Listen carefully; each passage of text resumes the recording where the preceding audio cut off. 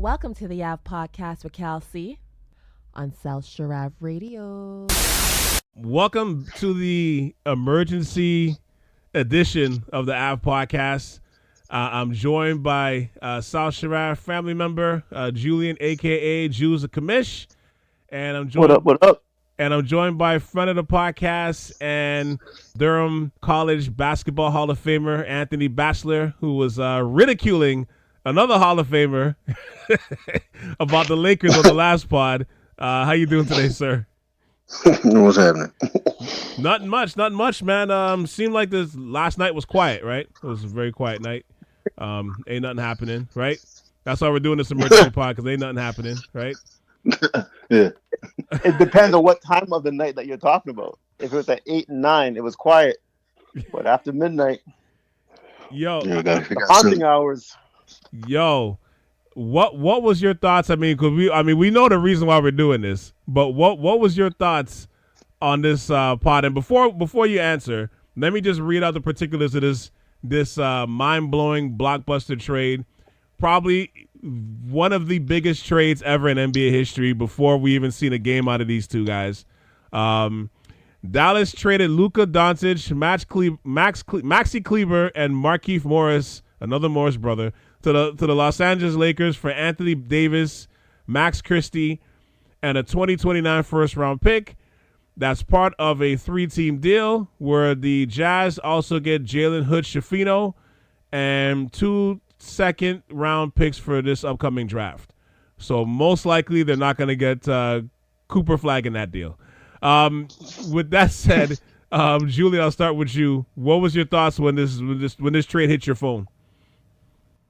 Okay, so the first thought was, what was the source? Like, who? Like, is this for real? You know how it is now, like with just like the media and like. Yeah, you thought it was you thought it was Rebel News, NBA right? Central. You thought it was Rebel News, right? NBA Central. You thought it was Rebel News, right? You thought it was Rebel News? I literally thought it was similar to Rebel News. I thought it was NBA Central. You know how that fake handle? So I thought that was that. So I went to and looked for like other alternative sources, and it came back as legit. So then my phone started going off, and we're all confirming that it was a real deal, and we couldn't believe that that's all that was a part of this deal. Like, we thought it would be multiple draft picks, 3 teams, because when you have players such as like AD and Luka, you're thinking it's going to be complex. Pure assets. But just thinking that there's like many teams involved, salaries, but it was fairly simple. So that's what kind of took me off guard initially. Other than being AD and Luka being involved, because no one saw that coming. No one saw any rumors leading up to it. No. I didn't think Luka was on the trade table, or AD for that matter. Yeah. So it was like, what the fuck is going on? Like, why? And why? Right. So those were my initial thoughts. Why? And like, is this for real? So I'll get into the other parts, but those were my first thoughts. What about you, Batch? First thing I said was blame LeBron.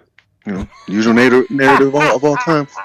Blame LeBron. That's the first thing I said. I'm like, what did he do now? He must have said something. Someone must have got him mad. But now, in all seriousness, seeing that, I think, it's the same reaction. Is this real? How do you trade Luka Doncic? But when you really see something of that magnitude, especially for a person of, basketball caliber that he has, the ability, what he has to do, and what he has to offer, there has to be a legitimate reason as to why a team would go ahead and offload him to another team. And personally, I think it comes down to the new CBA rules. I think this is the beginning of what we're going to see moving forward with the future of them. Didn't even think about that. I don't think this. I mean, it's surprising because we're not used to it. But I think a lot of us don't necessarily understand, and I've been saying it to a lot of people, but the second apron really has effects on people. Yeah. We see a lot of teams making trades to now it turned from, okay, I'll give you a 2-piece for your 1, and then it kind of shifted to, all right, you know what, let me start throwing picks in here. And then you got teams that now all of a sudden they're trading draft picks. OKC opens the door and starts collecting all these draft picks. Then Brooklyn hops on the same page. But now with the second apron, it kind of takes away from that, because now if your salary, I'm going to read this verbatim from what I see online, but if a team is over the second apron in salary, that team will be unable to trade some of their own picks in the future for win-now pieces. So I think essentially with Dallas, I think they're ahead of the game. I mean, we hear the rumors that Luka, I mean, and it's not even just recent rumors, but we've heard this from time to time. Luka has difficulties staying in shape or coming into the season being out of shape. His diet apparently is not as great. And it's crazy because a lot of people crush Zion Williams for this. They crush Zion Williamson for this, but they don't crush Luka for this. But that, again, goes back to the magnitude of how big stardom is from, right? Yeah. So we look at that sense where, well, Luka can't stay in shape either, but Dallas also got to the NBA Finals. And then we saw what ended up happening with Luka. He got exposed. And with that exposure, front office now has to say is, yo, what do we have to do? One of Dallas's biggest problems is defense. Now, mind you, they made some crucial trades last year. We're getting Daniel Gafford, PJ Washington, where you have your three and your defense. But at the end of the day, now you got to go with Kyrie Irving and Luka, and there was kind of a little logjam there of who do we go to. Luka Doncic is a high usage player. We got to figure this out.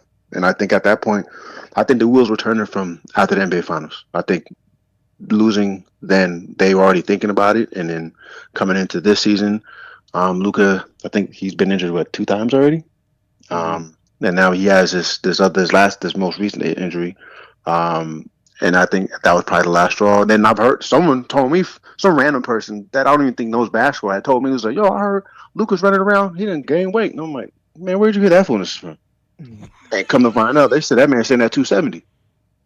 Yeah. So it's kind of surprising, like, what is Luka doing? But again, I now look at someone else, Nikola Jokic.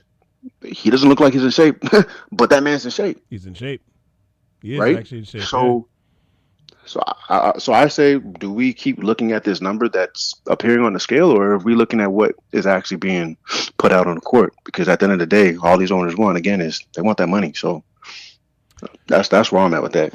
Well, I'll give you my reaction first. So I was actually at a club last night while this was going on. Shout out to the homies Dwayne and the Fizz. They had a joint birthday party yesterday. So I went to go and hang out. And the joke is I was actually talking to my brother about my nephew's game last night, because shout out to Jalen, because they beat Kansas. He had a big second half. So we were talking about that literally on my way inside the club. I'm checking my code. I'm like, listen, all right, we'll talk tomorrow, because I'm walking into the club now. And as I check my coat, I'm in the middle of the club. I see my Curtis is ringing off my phone. I'm like, nigga, I'm in the club. Like, you hear the music blasting. I'm like, you know, why are you calling me back? So I'm like, I didn't even answer the phone, right?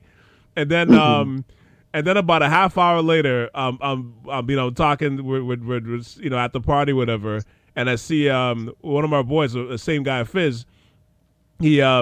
He has this look on his face, and then he passes me his phone. So I looked at the phone, and I swear to God, my initial internal conversation was, am I drunk? I'm like, because these guys have bottle service. He just poured me a drink. I'm not good with tequila. I'm not a tequila guy. So I'm thinking, like, did they spike my drink? Am I drunk? I'm like, I only had one drink. I'm still nursing the first one. I'm like, it took me like 3 times to read it. And then when I finally locked in the third time, I'm like, what? And then everybody started going crazy, like, yo, the trade went down and stuff. And I'm like, I just kept looking back at it like, is this a joke? And then afterwards, I started messaging like different people. Now my phone too was blowing up. I'm messaging, a few of you guys and stuff yesterday while I'm in the club. And we're just going back and forth like, yo, what the hell is going on? I'm like, I think my message to you, one of my messages to you was like, what in the fucking fuck? Like, what the hell is happening here? But honestly, on its surface, it tells me a couple of things. Number one, and I'm not disagreeing with anything you guys are saying, but to add, number one, Dallas must really hate Luka to pull this trade off, Because Yeah. like my thing is, yo, for them to look at the landscape and look at this asset and say, we have a 25-year-old asset who's been living on the first team All NBA squads for the last 4 years, at least 4 or 5 years, maybe. He's a 4 or 5 first team All NBA player. He's been top 5 in the league the last 4 or 5 years easy. Coming into the season, he was actually the odds-on favorite to win MVP. And he's been fresh off the NBA Finals. He carried you to the NBA Finals. He's got all these accolades. And you look at this asset, 25 years old, upcoming Supermax contract, and you said, yeah, we out of here. Well, I'm done with this. Like, I'm like, for you to pull that ripcord, to pull the trigger on that, and if the rumors are true, you initiated a call to the Lakers. Yeah. So for you to do that, I'm like, you wanted out of another business. Team though. Another team though. Oh, I heard they reached out to another team, but they haven't been named yet. Okay, so that'll probably come out within the next couple of days or whatever. But I mean, but for you to initiate that conversation and be like, yo, we are so far done with this cat. We are gonna make the calls. Not we're gonna listen to offers. We are making this call to get this guy out of here before this trade deadline. That to me is like, I think is one of the biggest mind blowing things. It might be one of the most mind blowing things I've seen in sports. Like just placed on this asset. Like when I think of huge trades in sports, I'm thinking honestly the last time I've been this shocked with an NBA move or trade was when Kawhi in the middle of the night went to the Clippers. Was when LeBron made the decision. I can't really think of too much else, to be honest, off the top of my head.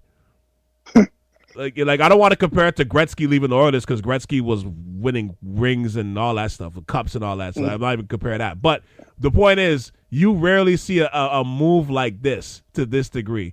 But then when you start thinking about it, you're kind of like, the conditioning issues is true because you were hearing about that. I remember, I think it's not last season, but the season before, he came into camp about 260 and had to work his way down. And then after he was killing everybody again, the kind of knucklehead issues with him getting a lot of technicals, like he complains to the refs a lot, a lot.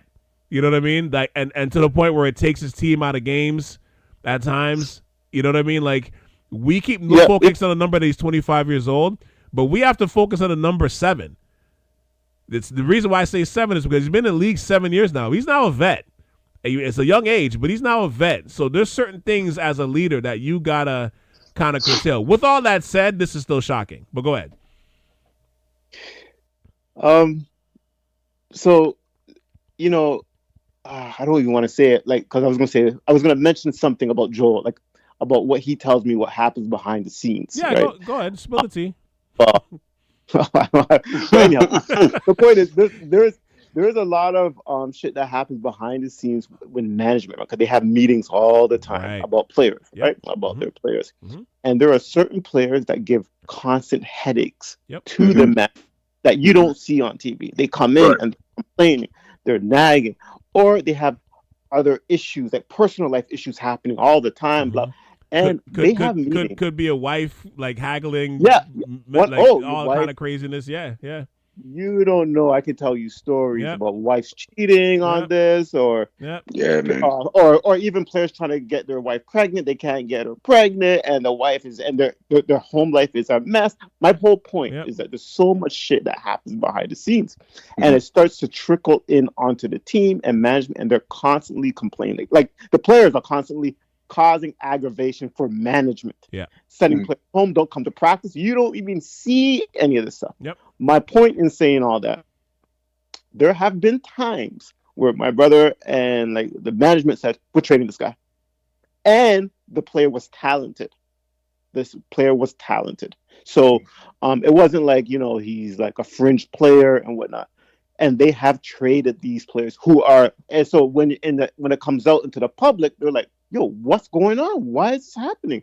For what? This is all that we got back. Sometimes they trade and they may not even get back what they really should have gotten value, but they just wanted to rid of this player. They have done that. Yeah. So in my mind, like going to your point, it's like who knows what's happening behind the scenes with Luka, right? Like outside of the weight, we can see these are the things that we can see, as you mentioned, the complaining, the poor defense, the weight gain. Do you really want to give a person who has that gene, that fat gene, like a super max contract for another 7 more years? You know what I'm saying? Like, so it's you can't even talk to him now. You can't even talk to him now. You give him a 7-year max deal, it's over. It's literally over. Especially if you know the mindset of that player. Like he's not a goal-getter. He doesn't have that work ethic. That's an investment, right? So it's better to trade that player now. But my whole point was that they have traded players.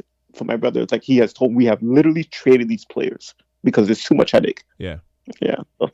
And we all know, the three of us know. We know that behind the scenes story is madness. Yeah, and these other players will do well too when they go away. Like they get traded and they realize like, fuck, man, like these. Because like so they go and they change their mindset when they go to a new team, and they will get better, and the work ethic is better. Then the true self tends to come through, and then they be who they are again in terms of the laziness and the complaining. But in the early going, these players play well, and then they get that re-up contract, 7 years. Like say Luka gets his 5 years or whatever, and then they start to go back into that lull. It's like a new relationship, right? Your representative shows out there for the first year or so, and the real one is hiding in the bushes until they pop out. They pop out like Kendrick. And 100%, I would say to all those type of deals that I've seen through my brother, there has been no rumors of like in the media of these players being traded. There's no rumors like leading up. It just happens. Boom, gone. Right. Gone. Right. So it sounds very similar to what I've seen and experienced. Because if this was their plan, let's say, as you said, Anthony, like this was they started thinking about this after the finals last year. Mm-hmm. We would have heard rumors, like some type of rumor or something. Mm-hmm. And if this was planned for them to conceal and have no rumors, hats off. That's in this day and age, that's impressive how we haven't heard anything. 100%. I think that was one of the things I actually mentioned to someone where I was like, yo, where's Woj at? I feel like Woj was around. We probably would have got at least something. This little tidbit. I feel like Shams is doesn't look good on him, because when I say comes out of nowhere, I'm like, yo, is Shams awake or what? Like, does he not know how this job goes? Like, buddy, you got to be on top of things like nonstop, continuously. Was he even the first person to? He wasn't. I don't even know. He wasn't. I think someone from I want to say Yahoo broke it first. Mm-hmm. Oh, or really? Bleacher Report. Yeah, it wasn't him. Bleacher Report. From what I got, that was my first link. Yeah, that was my on my phone. That's the first one I got. Yeah, but, to the point where now everyone referencing, yo, go check Shams' feed and see if this is real or not, because now he's the one that basically puts a stamp on it saying, yeah, it's real. But it's crazy. He's not the one that dropped it first. Which, again, it goes back to now, listen, this is all turning now. And maybe Woj knew something too. Because going to what you were saying with how the communication or how teams say, listen, you know what, this person's a problem, you got to get rid of them. I know communication is huge when it comes to certain teams where, listen, we can't tell the public what's really going on. So we got to create a story that people might buy. Right. Mm-hmm. And you know why? Because you don't want to hurt that player's value too. Right. When you're trading them. Right. You don't say nothing. Right. Mm-hmm. Mental health issues, marital issues, personal. You don't say nothing. Like so, and then knowing that Dallas approached LA, it tells me that there's something that's like behind the scenes that they just had enough. Whatever it was, I don't know. I'm not saying it's that severe as the other stories I shared before, but like who knows? But they've had enough, and you can't hurt that player's value. You can't say nothing. You mean mental health issues? Like you never hear of mental health issues of players usually right now because of the management wants to keep it. But once they retire, then you start hearing things. But during the season, a player is just like any other human being in society. The same rates of mental health issues affects athletes. Just as you and me, right? And they don't talk about that. They don't talk about that enough. No, you kill the value. You kill the value. You kill the value. And they will tell you, just shut the fuck up. Don't say nothing. We'll get you all the help you need. You know what I'm saying? We'll get you all the help you need. And even when a GM calls another GM and say, I had this player so and so and so and so, that GM normally will contact players on the team, like a leader, like a LeBron, right? Find out information. You used to play in that team, or somebody, like they know if you played on that former team, find out some information. What's going on in that personal life? So they do their homework as well. So it's interesting. I think it all happened within the last. I personally feel like something happened and enough was enough for Dallas, and they just made the deal happen within the last 48 hours. This is what I'm guessing. Otherwise, we would have heard something. I feel. Yeah, and it's funny because I want to quote Ramona Shelburne, because she stated that she made a good point where she said this is family business, meaning if you know Nico Harrison's history, the GM of the Mavericks, prior to getting that job, he was a huge Nike executive, to the point that he was actually the one that brought Kobe from Adidas to Nike, right? Who does he make the trade with? Rob Pelinka, Kobe's former agent. So they're like, the amount of business these guys have done together is crazy. So there's to understand why there's maybe no leaks in that conversation, that nobody would hear about this. They're like, that's probably why, because the conversation was pretty much probably literally had between the two of them, and then it went to upper management afterwards. But that conversation was airtight because of their relationship, right? Which I'm like, that's a good point, But I'm like, but it's crazy, because I'm like, what do you do with the Lakers right now? Because now the Lakers have literally no defense right now. You got literally no defense, literally no big and no defense. So there has to be more deals to come. Like, absolutely. They gotta be trading or looking at like a Pirtle or Vucevic, or like some type of big right now. So that's just the first domino to fall, right? And they picked up Finney Smith, which made no sense to me, because they have like Rui Hachimura or whatever. So like it's not like it's much of an upgrade to going to Finney Smith. So I'm believing they're gonna be packaging Rui and some other players, right? But there's got to be another domino to fall within the next couple of days. Well, I just hope that these Laker fans know that they're not going to the finals, because for some reason I still believe that they feel that, well, man, Luka's on the team now, so now we're going to NBA finals. I'm like, that doesn't make sense. Like, I gotta look up the Vegas odds, because I always look up the odds after a deal, and I don't know if it got... I'll tell you right now, apparently the odds got better for the Lakers and it got worse for Dallas, which does not make sense. It did, It makes no sense. I heard that too. Makes zero sense. I do see it's at plus 1,900 right now, so I didn't see what it was before. Usually OddsShark would like show you who won the deal through these odds, but so it did go down. I mean, like, so it favored to the Lakers, right? Wow. Yeah, favored to Lakers. Well, I think they must have these future trades baked in to these odds, right? Because with this current lineup, Jackson Hayes, like these, like they're not winning anything. They're not getting past OKC, Joker, and Denver. They're not getting past the plane with that lineup right now. You got Austin Reeves, LeBron, and Luka. That's like the Jose Calderon All Stars of defense. There's no way you can allow that at this point. There's no way. There's no way you can allow that at this point. Yeah, there's got to be something else coming. That's good. Yeah, something has to be coming. And you know what? I'm not saying that Austin Reeves is a Luka, but their style, like their game, is like, to me, Austin is tradable now.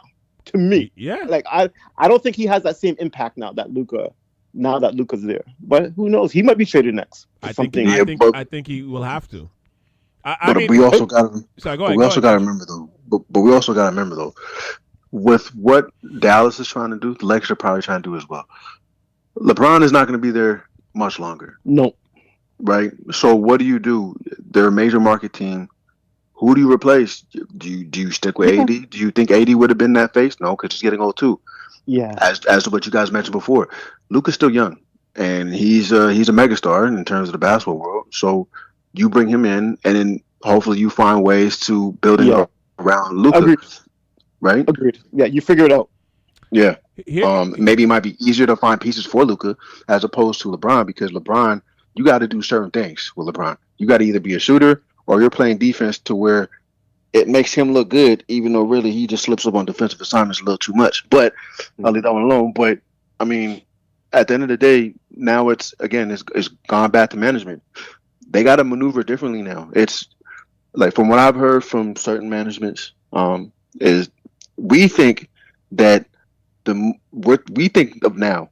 What are you going to do for your team now? These guys are thinking well in advance. They're already 5 years ahead. They're probably looking at high schoolers saying, "Yo, the moment this guy touches the university scene, the D1 scene or college scene, see where he's at, and let's see if we can probably plug him in at that stage," because they're well ahead of the game. Like, we have, unless you're following basketball to a T from day one, you have no idea who these guys are looking for.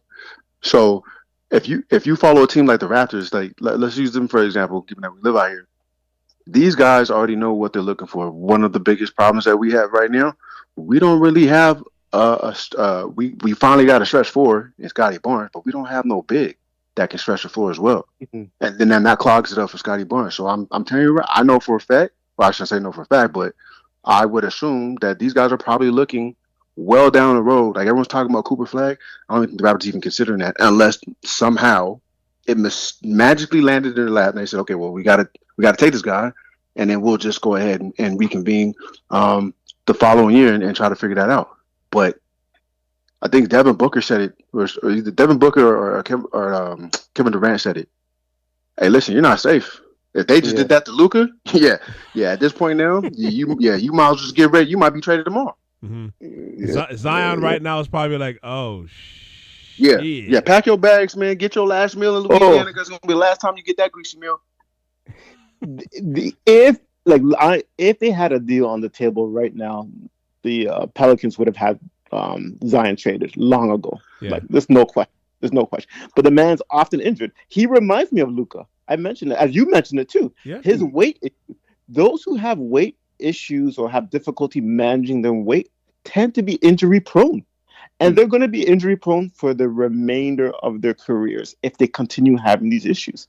And I see Zion continuing to have these issues. Luka, he's going to continue to have these issues. So it just ruins their trade value as well. Because a healthy Zion and a healthy Luka would never go for these like low barring trades. You wouldn't be trading them.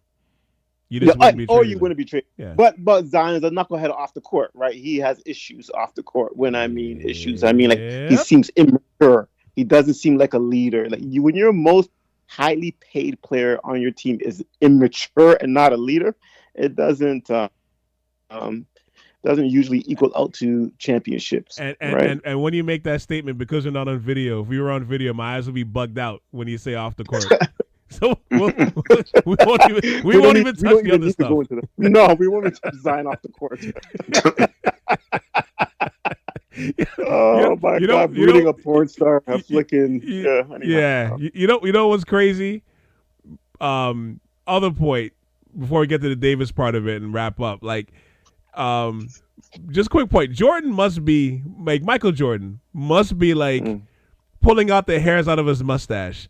Because you think the two athletes he thought would take them to the future are both like one is a otherworldly talent that when he's on the court could do unbelievable things and take your team to the promised land, and then the other one is Zion. Like, you know what I'm saying? Like, you got two athletes that like you thought for sure is like, oh my God, I got these two guys repping me. Yo, it's over in terms of a shoe brand, and these guys, like, especially a guy like Jordan who was a maniacal maniac when it came to working out, and your two athletes are these guys. Like, he must be going crazy, but maybe not so much, because he got one more on that Jordan team though, on Team Jordan. Who, Tatum? He's got Tatum. Yeah, but that's not like Tatum is. We love Tatum, but like it's not the otherworldly, as great as he is, he's not like there's another ceiling that those guys can touch that he hasn't. Or I don't know if he will. Perfectly said. Look at it look at it in the form of an investor. He's got a diversified portfolio. Yeah. He's got 2 high names that'll generate money. One possibly can get you a ring. Failed, but that's okay. Then you got another one where he can't even play more than 50-something games. And then you got another one, household name, wholesome, won a championship, a lot of doubts. Mm-hmm. So who knows who the next person that gets on this team, on Team Jordan. Jacks other people's celebrations. Then there you go, man. It just all of a sudden it's like, man, he got everything in his portfolio. He got the real one. He got the one that likes to crush his brews, that has the wrong what was that? The wrong sponsorship on the can. Then you got another one that he just loves the food, but he's so explosive, so it doesn't make sense. We don't know what to expect or what to what to expect from him. Who's the next one that comes out and ends up on Team Jordan? I think that's the next question. If we're gonna talk about Jordan, I mean that's crazy. But you know what? I think this whole league has shifted. This was the shift that was needed, and it's going to get even crazier. Yep. Yeah. We got a couple more days left, right, until the deadline, right? So yep. I think other teams are going to be following now, and who were hesitant to make that trade, they're going to do it now, right? Yeah. But can we talk about the trade one set? I want to say this. It's obvious the Lakers won the deal, right? I think they got the best player and the youngest player. Wait, right? what? I think the Lakers won this deal. You think Dallas won the deal? Absolutely. Really? See, Calvin, we didn't even talk about who won the deal. Yeah, I know. We're getting to that. Right now. Go ahead. Okay, so I was going to say, I thought Lakers won the deal, right? Because we got the best. I think the better player is Luka.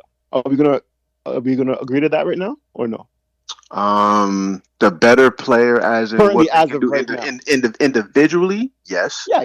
Luka, what he can bring to a team and get you further, no. Okay, so in terms of value, then, in terms of age and age in the future, yes, I think 25. Yeah. Yes. 25. Yes. He's a cornerstone franchise player right now. Like you can't find these type of players in the NBA. Usually, you got to draft them, right? So to get one on a trade. So anyhow, in my opinion, Lakers won the deal. Okay, I was just gonna say it wasn't that clearly of a one. Like they didn't win the deal that badly. So I'm reading and they're saying, "Oh my God, Lakers fleeced them." I don't think it was that much of a fleecing.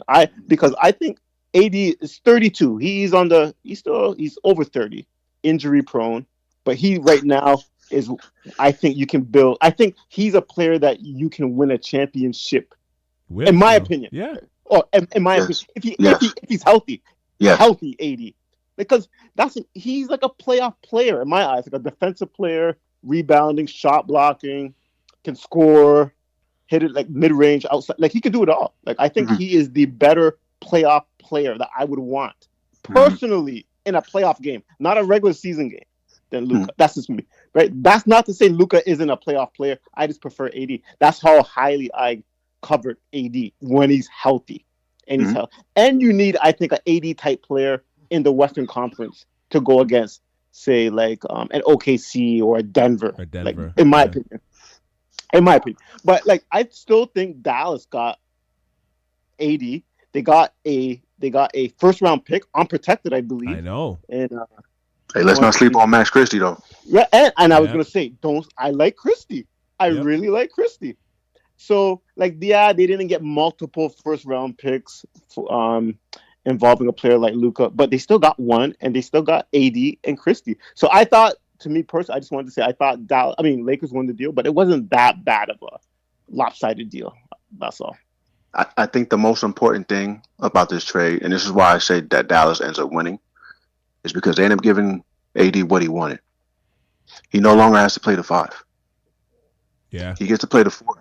So when you have Derek Lively come back healthy, and then you got Daniel Gafford, that front line is going to be crazy. We gotta look at the starting lineup for the Mavs now. Defensively, they're not bad at all. No, they're very good. They're gonna match up well with OKC with that front line is nuts. Exactly. That front line is crazy right now. And Batch, you remember I kept saying OKC needs to make one more. They got to get a big. They got to get a big. Remember, I kept saying they got to get a big. They're missing one more big guy. I bet you they cash in one of those draft picks now to get a big guy at some point before the trade deadline. They're gonna have to. Who? Okay, see. Yeah. Who do you get though? Because you already have Chet, and then you have 2 Zay. 7-footers starting in the starting lineup. You got Zay and you got Chet. So who's the other big that you grab though? I don't know, but I keep saying they need one more big. They don't need a big right now. They need one more big. I've been saying this all year. They need one more big. They signed Hartenstein in the I know, offseason. but they got the big. Okay. You think they need a third 7-footer to start? I didn't say a third 7-footer, but they need one more big. I've been saying this all year. No, they do not. We're gonna. No, they do not. Let's start this conversation. Let's pin this conversation where it's at. Okay.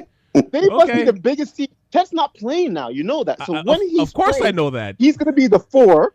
Harden's going to be the 5. That's 2 7-footers. Okay. Hours. Okay. We'll and then you got we'll start Jalen Williams, whatever. He's a decent 6'7", 6'7". What? But you know what I'm saying. He can still play. He's a big. He plays. No, they don't need another big. Are you crazy? He stretches though. Yes, but he shoots the 3 ball.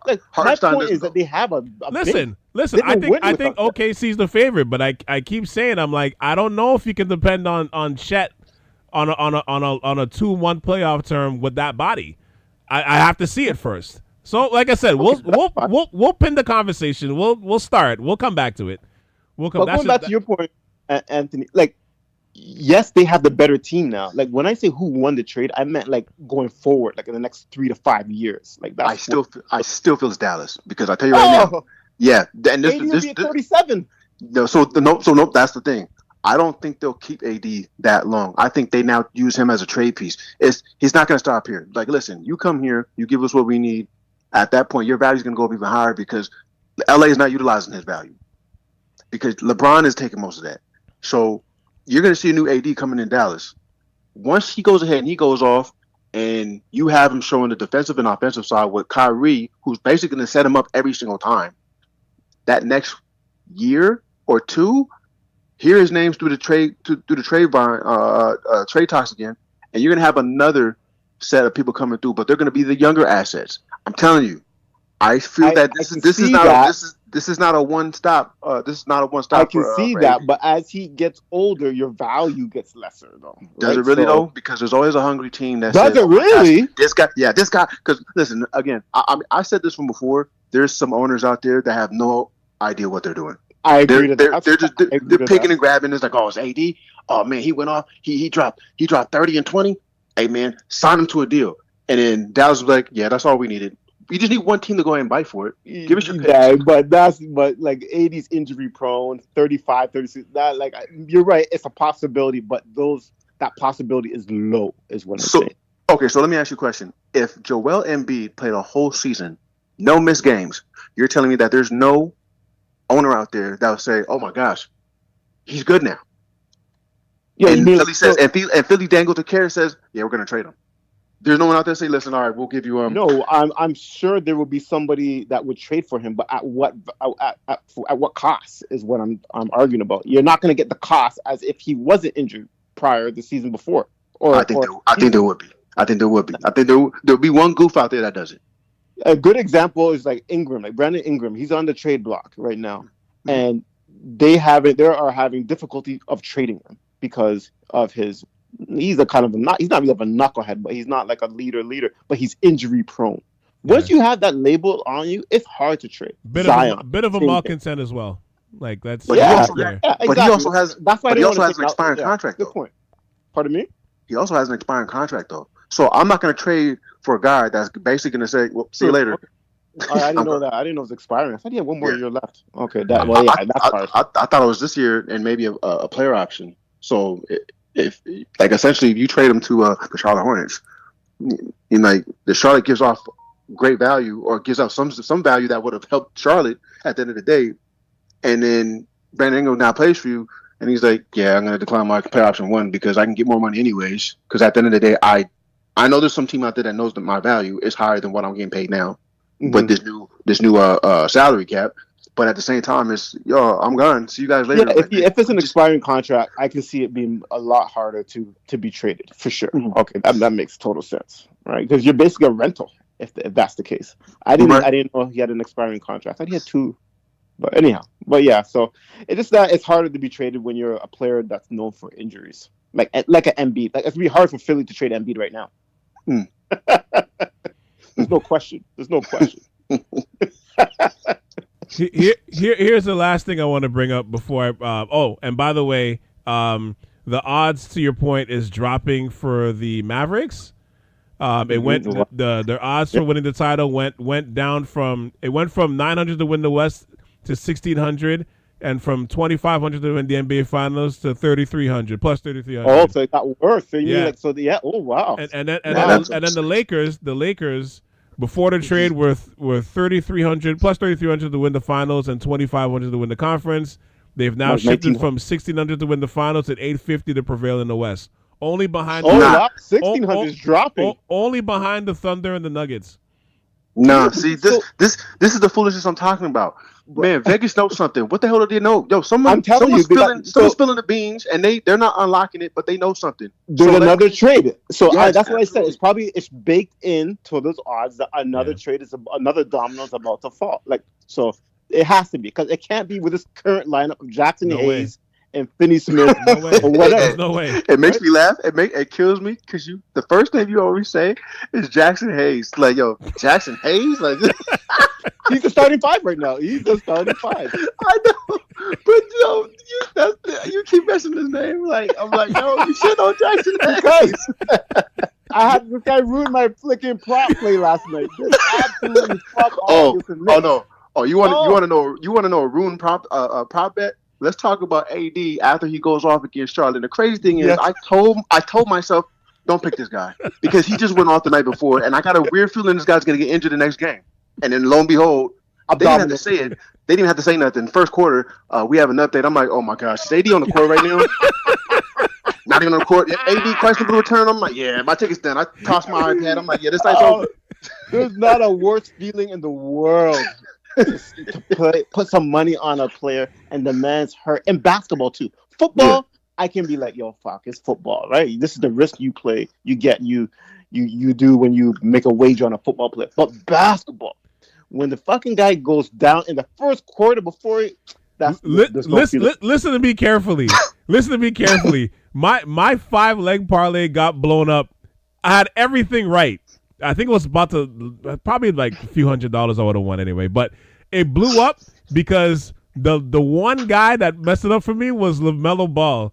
LaMelo Ball was picked to get like 4.5 threes in the game. I picked him to get 3. I went under. I picked him to get 3. He had 2 in the first quarter while backpedaling, rolled his ankle on Dorian Finney-Smith, and was done for the game. So I'm looking at this thing and I'm like, oh, he's got 2. I'm like, oh, good. I'm getting this thing. And then I check back like an hour later. I'm like, he still has 2. I'm like, yo, he got this in the first quarter. Like, LaMelo shoots like 23s a game. I'm like, how is this possible? And then I looked. All I saw was I looked on the app and I saw 7 minutes. And I said, Jesus Christ. I didn't know what happened. I just knew he got hurt. I was just like, good God. And then I saw the highlights afterwards. Yo, I was so annoyed because I'm like, you just saw one X beside the name. Everything was green. Everything was green except that one name. And I'm like, I should have just picked the under, but I was like, I want to be specific. Let me get 3 threes.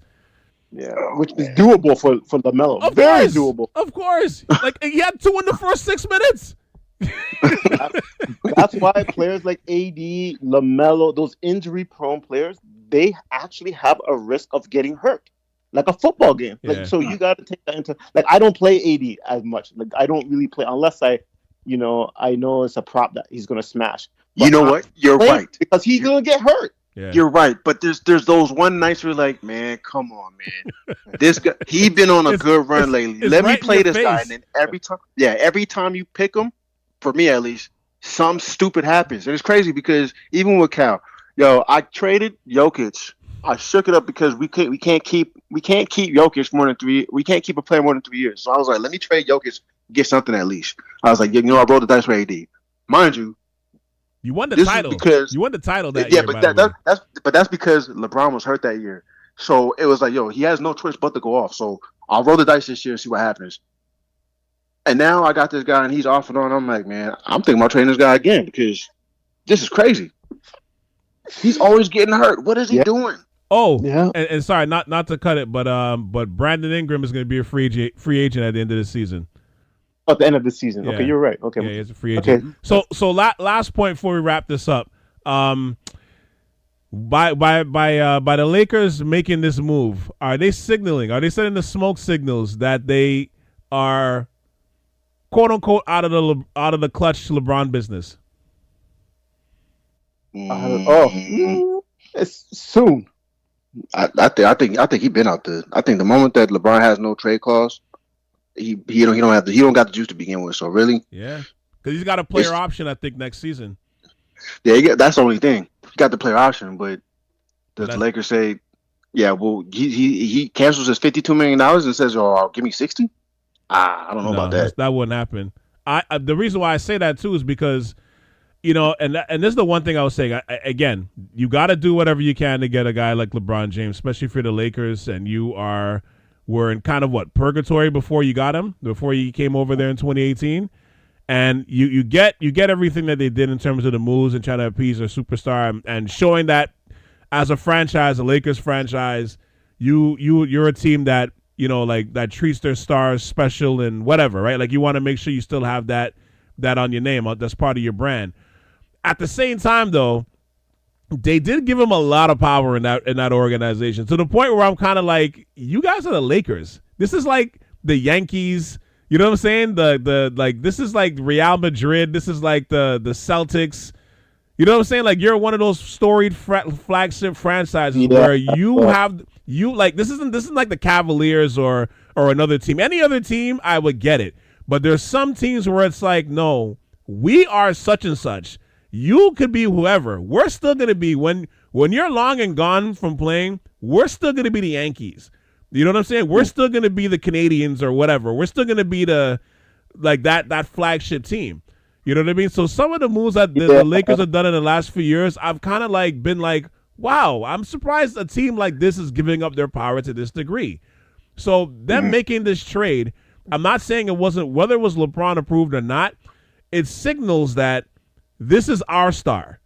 Like, this isn't because you wanted us to make this deal. This is not because you wanted us to draft your son, whatever. This is our star now. You know what I mean? So it kind of, and I mean, again, it's like LeBron's getting older, so you got to kind of, prepare for the future. But it kind of signals like we're coming out of, like, again, you traded a clutch client just last night or this morning. Mm-hmm. Like, you're signaling, to me, it's like a signal, because it's a smoke signal that, like, things are going to change right now. You know what I mean? I don't know. So right it's now. interesting. It's interesting to say. I say, like, you're right. I think so, but not right now. Sure, it's happening. It's soon. Maybe by the off season. Yeah, as soon as that, right? But it's definitely not now. It's still LeBron's team, and it's going to be his team until at least this off season or next season. Right, so and he's not going to get traded. I've been reading. Is it time to trade? Is he next? And that's no. He'll walk. He'll walk if anything. You what? Sorry. He'll walk. He'll leave on his own validity. He won't get traded. No, but yeah, he's not going anywhere. On top of that, right? So, but yeah, no, they're preparing. They got another superstar to build around going forward, and LeBron has another. Like I had thought like this has one more year after this, but he might be playing another two. The way he's playing, he's having a great season, by the way. Yeah. He's having a great season, like statistics wise, at least. But he may have another 2 more years left, and so it's like maybe this is the passing of the torch, right? Because you can't pass it off to AD, right? Let's be real, you can't pass it off to AD, right? So this is the torch passing right here, and they're gonna build, as you said, around Luka going forward. Yeah, player option next year for $52 million. That's it. And then after that, he's an unrestricted free agent. If he decides to still play, whatever. But Yeah, either. I mean, he could shock us and retire after the end of the season, but I don't think either of us. I'll answer for all of us. That's not happening. Yeah. But I think the way he played too well this season. If he didn't play as well, then I can see him like, I might call it a quits after next year. But he's playing well, man. But all this to say, like, yeah, I think they won out of this. They're signaling like we're taking our franchise back. That's kind of how I saw it. Like those are like the glaring things to me that I saw out of this. But all in all, this is a truly super shocking trade. It makes me very excited for the trade deadline coming up to see if anything happens. Because sometimes the trade deadline day isn't usually that exciting, but it's usually the moves before that, a week or so, a few days before that, which is usually shocking. So this is kind of running right along with that. But I don't think, again, none of us expected this at all. Like, the bug-eyed emojis were going up, I'm sure, for thousands of chats all over the place, or millions of chats all over the place last night and this morning and today, because this is crazy. This is crazy.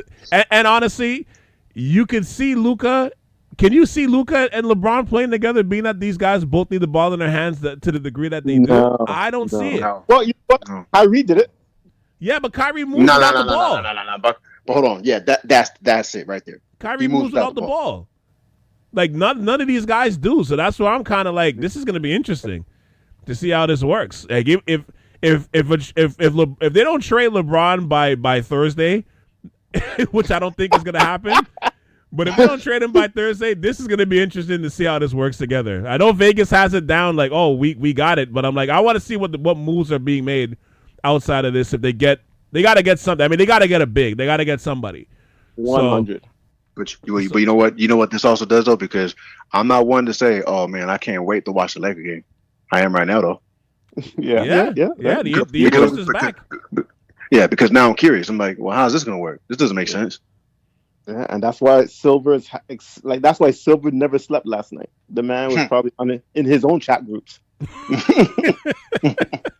No, this is great for the league. Like it actually woke up interest. Like just before we started, I was saying they've actually took shine away from the NFL this week. Like today, we're not talking about the upcoming Super Bowl. I mean, we're not talking about the Pro Bowl, of course, but we're not talking about the upcoming Super Bowl. That's coming in a week's time. Like now, the focus, at least for the next 24 to 48 hours, is going to be all about this because this is such a monumental move. You know what I mean? Which is great for the league because the league has been punishing. Like everybody's been talking about it ad nauseum. Like the league has been punishing ratings wise, and the talk has just been like what is Silver doing? Like we hate watching basketball right now, and you just sparked interest. So now, would you be surprised if Joel Embiid just got traded before Thursday? Then I think anything's on the table now. Would I be surprised? I wouldn't be that surprised. I wouldn't be that surprised, but so I would be surprised if they got value for him. But I wouldn't be surprised. Well, with Daryl Morey over there, I mean, I highly doubt they get value because that guy, he's a con artist. So, right. So, but nobody can beat. But let's wrap up here though. But I tell you what, if there's another crazy trade, we might have to do this again in a couple of days. Well, they might. I think there will be. Yeah, let's see. Okay. This is nuts. Like this is nuts. I'll make my predictions right now. Joel Embiid gets traded. Butler goes to Golden State. And Vucevic to Golden State. Yeah. Golden State needs a big two. They're starting a rookie like Post. They're starting like no names. Looney one day. Draymond's always hurt. They have no bigs. Yeah, that Jackson Davis kid. He was running the minutes, and then all of a sudden just fell off. Man, they need a big, and Steph is not getting any younger, right? So they got to do something as well. They're starting like computer generated players at center right now. Like, you're not even recognizing the names. Oh man, yeah. There's a lot of teams that need bigs, right? Which is kind of surprising. Like it's because the reason why I'm saying surprising is because it was moving away from the big lineup kind of thing, and now I think teams have realized like you need at least one. You need rebounding. Some bigs. Some of these bigs are back, man. Like the best players in the league are big guys now. Here. Okay, you know what? Here's one for you. Joel Embiid goes to Golden State. For who? Kuminga, Moses Moody, there's your value right there. Yeah, If they, I can see that's a win-win for both. I'm not a big fan of Kuminga, so that's a win-win. Yeah. I had more hope with him, but now I'm No. starting to see. Yeah, it's No. probably not gonna work. No. Yeah, I can't. No. I can't see Morey doing that. I can't see Morey doing Well, that. Well, No. You get. There's got They need a- to be maybe they a need- third team in that or something. Maybe, but they need a power forward though. yeah. Yeah. They need Yeah, something. they do. They need something You're because built- this you're- ain't it. At this point, you're building around Maxey. You'll be a fool not to. Yeah. Yeah. And Embiid is falling apart right before our own eyes, man. His It's body's sad. breaking down. It's actually sad. It is. It's actually From sad. MVP to yeah, he's done. He's done. Calvin, I've been told you about this guy, man. I don't want to hear it.